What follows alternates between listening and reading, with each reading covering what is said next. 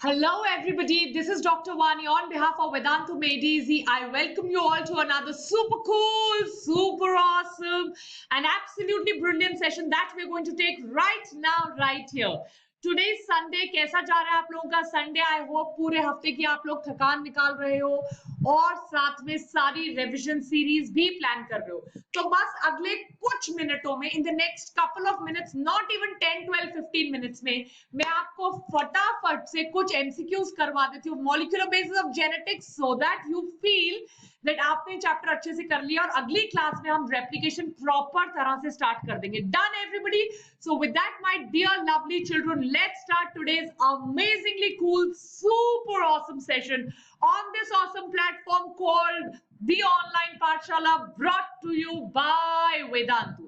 जिन लोगों ने अभी तक हमारी ऐप डाउनलोड नहीं की है, प्लीज इसमें रोज नए फीचर्स ऐड हो रहे हैं. You can talk to us, you can chat with us, there is a live class, there are webinars, हजारों लोग webinars में आ रहे हैं, you know, you're all benefiting from them. So please do that. Please also join our amazingly cool Telegram group and stay connected with us.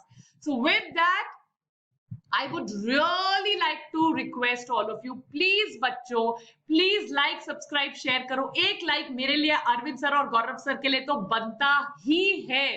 Yes, Sunday को भी पढ़ा रहे हैं, रोज मोटिवेशन लेक्चर्स दे रहे हैं, आपसे बातें कर रहे हैं, टिकटॉक पे भी आ गए हैं. So I made a TikTok video on Krebs cycle, on vitamin D deficiency, vitamin A deficiency. तो please please please please we need this like, subscribe, share. तो चलिए शुरू करते हैं मॉलिक्यूलर बेसिस ऑफ जेनेटिक्स, जिसका मैं सेकंड टेस्ट ले रही हूँ. एक टेस्ट में ले चुकी हूँ, यस एवरीबॉडी, और थ्योरी में आपको डिस्कस करवाती जा रही हूँ.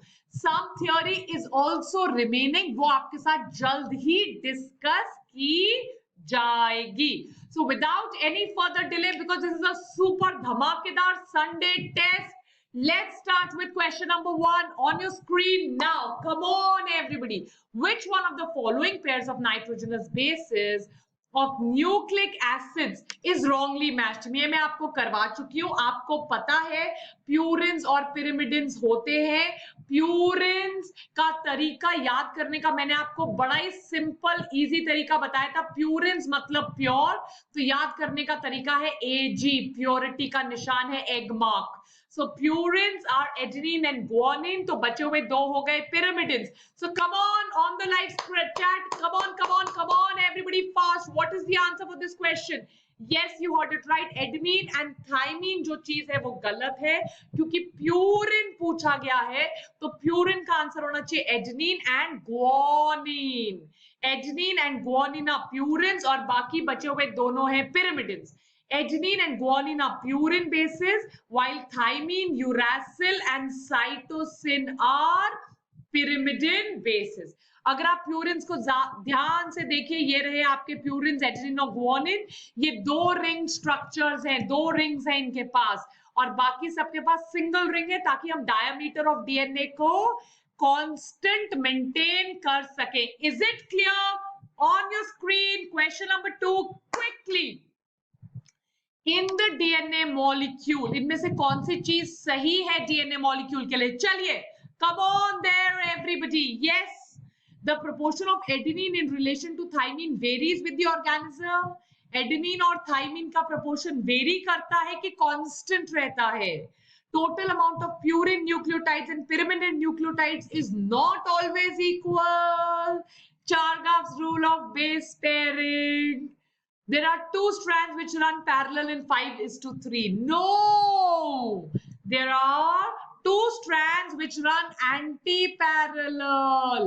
अगर यहाँ 3 तो यहाँ 5, यहाँ 5 आया तो यहाँ 3 नहीं हो सकता. यहाँ yes ऐसा होगा, यहाँ 5, 5, 3, 3 एक साथ नहीं हो सकते, which is called as anti-parallel nature. DNA एक न्यूक्लिक एसिड है, 5 प्राइम के पास फॉस्फेट होता है, 3 प्राइम के पास हाइड्रोक्सिल होता है, right? They are parallel, but अगर एक ऐसा है तो दूसरा ऐसा है. They are parallel but they are anti parallel. अगर एक ऊपर जा रहा है तो एक नीचे आएगा। They are known as anti parallel.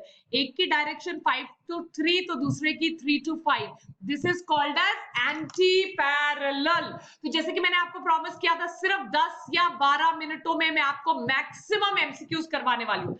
Next question on your screen now. Genetic code के लिए क्या सही नहीं है? गैमो नाम का साइंटिस्ट है जिन्होंने जेनेटिक कोड दिया।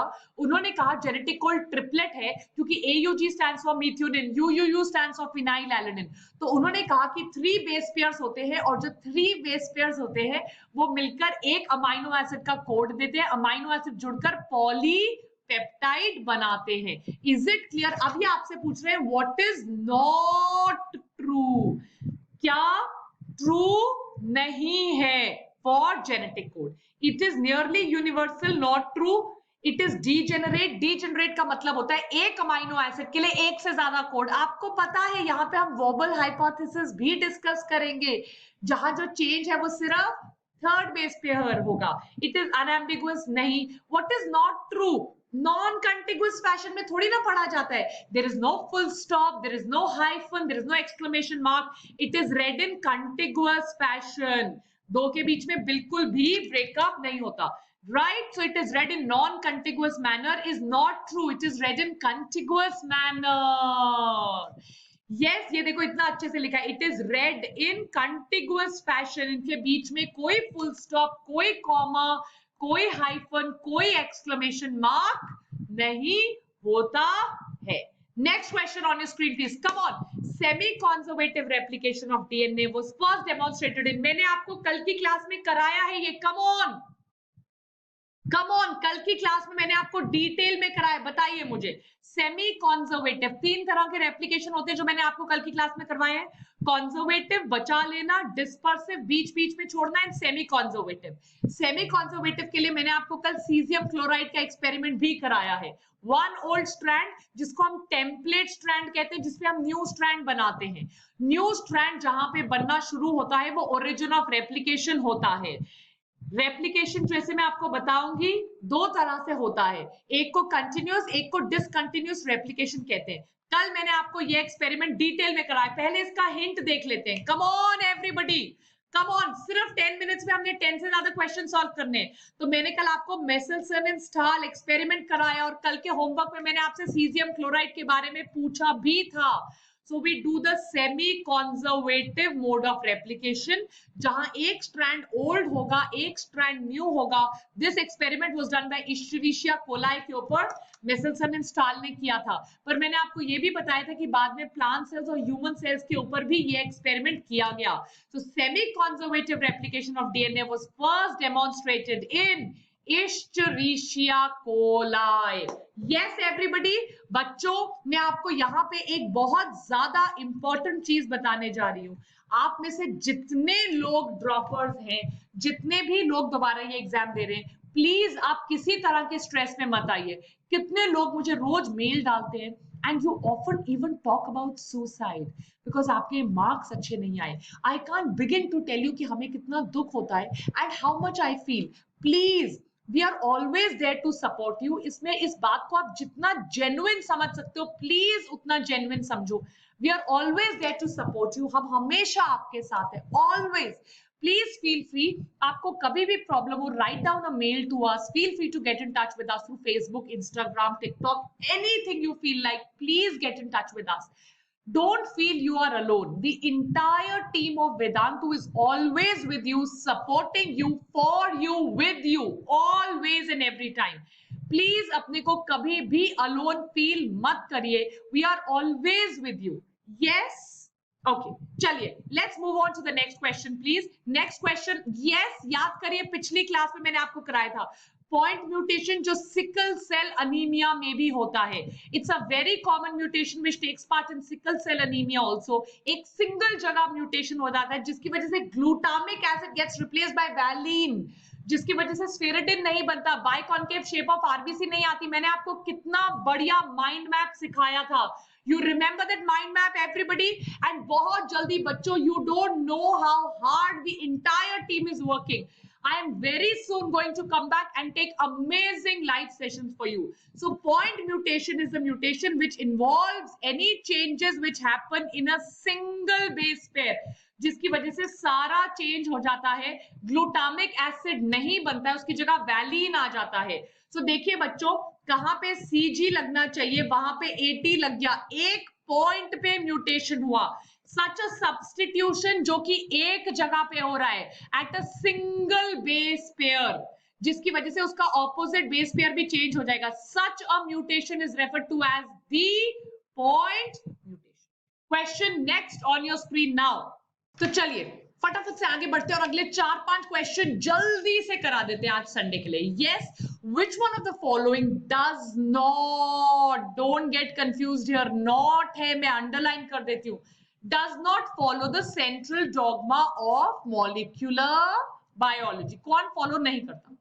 मैंने कल आपको बताया था FHC क्रिक नाम का साइंटिस्ट है, उन्होंने central dogma of molecular biology दिया है. क्या है central dogma of molecular biology? Point number 1, DNA form करेगा रेप्लिकेशन करके, डीएनए से आरएनए बनेगा ट्रांसक्रिप्शन, और आरएनए से प्रोटीन बनेगा ट्रांसलेशन. अगर मैं HIV की बात करूं तो वो आरएनए से बना हुआ है, and that is the reason कि वो फॉलो नहीं करेगा, बिकॉज आरएनए से रिवर्स ट्रांसक्रिप्शन होगी. That is RNA will go ahead and form DNA by reverse transcription. Reverse transcription discover की थी टेमिन एंड बैल्टीमोर ने. इस प्रोसेस को टेमिनिज्म भी कहते हैं. So central dogma of molecular biology is DNA to DNA replication, DNA to RNA transcription, RNA to protein translation, whereas RNA back to DNA is called as reverse transcription. Any doubts? Any doubts? Anything which you've not been able to understand, please ask me now. Clear hai? चले आगे. Perfect. Next question on your screen now. So इसका answer HIV है. Which one of the following statements about the particular entity is true? जिसकी भी वो बात कर रहे हैं, कौन सी statement true है बताइए. Centromere is found in animal cells which produces ester during cell division. Centriole या centromere? Nucleosome is formed of nucleotides या histone proteins? बताइए. DNA consists of 8 histones. Yes, octamer, DNA or nucleosome. So which of the following statements about the true? Yes, the gene for producing insulin is present in every cell. हमारी body का DNA, the genome is present in every cell. हो सकता है किसी cell में वो switched on हो या कहीं पे वो स्विच्ड ऑफ हो. तो पैंक्रियास के आइलेट्स ऑफ लैंगरहैंस में insulin producing genes are on, but इसका ये मतलब नहीं है कि वो बाकी सेल्स में नहीं होगा. It is going to be produced in all, it's going to be present in all, but हो सकता है प्रोडक्शन हर सेल में ना हो. So as you can see there is DNA और complete DNA हर, so complete information जिसको हम genome कहते हैं वो हर किसी में होगी. Any doubts? Anything that you have not been able to understand बताइए please. Next question on your screen now. Come on. बहुत easy है. मैंने आपको बताया DNA के 3 bonds होते हैं. हाइड्रोजन बॉन्ड्स जो होते हैं वो न्यूक्लियोटाइड्स के बीच में होंगे. Yes, everybody, backbone is made up of phosphoester bonds and glycosidic bonds are present between sugar and base. So 3 or 5 phosphodiester linkage कहाँ होता है? It is present in the backbone. One nucleotide with another nucleotide, right? Polynucleotide chain जो आपकी backbone की chain है उसमें phosphodiester एक phosphate को दूसरे फॉस्फेट से बनाने के लिए होता है. The phosphodiester bond is formed between the phosphate group which is connected to 5 carbon of the sugar and 3 carbon of the sugar residue को अगले, right? तो आपको पता है बैकबोन शुगर बेस की बैकबोन होती है. इनके बीच में 2 बेसिस को जोड़ने वाला जो बॉन्ड होता है वो फॉस्फोडाइएस्टर बॉन्ड होता है. डाई मीन्स 2, सो दोनों को जोड़ने वाला बॉन्ड फॉस्फोडाइएस्टर बॉन्ड होता है. आप मुझे बताइए बीड्स ऑन अ स्ट्रिंग, इसको रोजरी अपीयरेंस भी कहते हैं क्योंकि ये माला की तरह दिखता है। रोजरी अपीयरेंस, जो माला होती है फेरने वाली। यस एवरीबॉडी, तो कौन सी ऐसी चीज है जो माला की तरह दिखाई देगी? The thread is of DNA. इस डायग्राम को ध्यान से देखिए, पहले समझ लीजिए and then we are going to do it. So the thread is of the DNA, और डीएनए का जो थ्रेड होता है वो हिस्टोन प्रोटीन्स के आसपास लिपटा हुआ होता है। You know the DNA का full form is deoxyribonucleic acid, which makes it very very acidic, and therefore you need basic materials जो histone proteins होते हैं, जो DNA का basic material है। ये 8 proteins जुड़े हुए हैं, इसलिए इसको octamer कहते हैं। H2A एक, H2B, H3 और H4, तो ये चार, और आगे ये चार और पीछे ये चार, H2A, H2A, H2B, H2B, H3, H3, H4, H4। तो ये 4 + 4 = 8 का ऑक्टामर, और आसपास इसके कौन लगा हुआ है? DNA. So this octamer looks like अ बीड, और इसके आसपास धागा इज द डीएनए। इस ऑक्टामर को न्यूक्लियोसोम भी कहते हैं, और दो न्यूक्लियोसोम्स के बीच में लिंकर डीएनए होता है। So beads on a string, it is a nucleosome.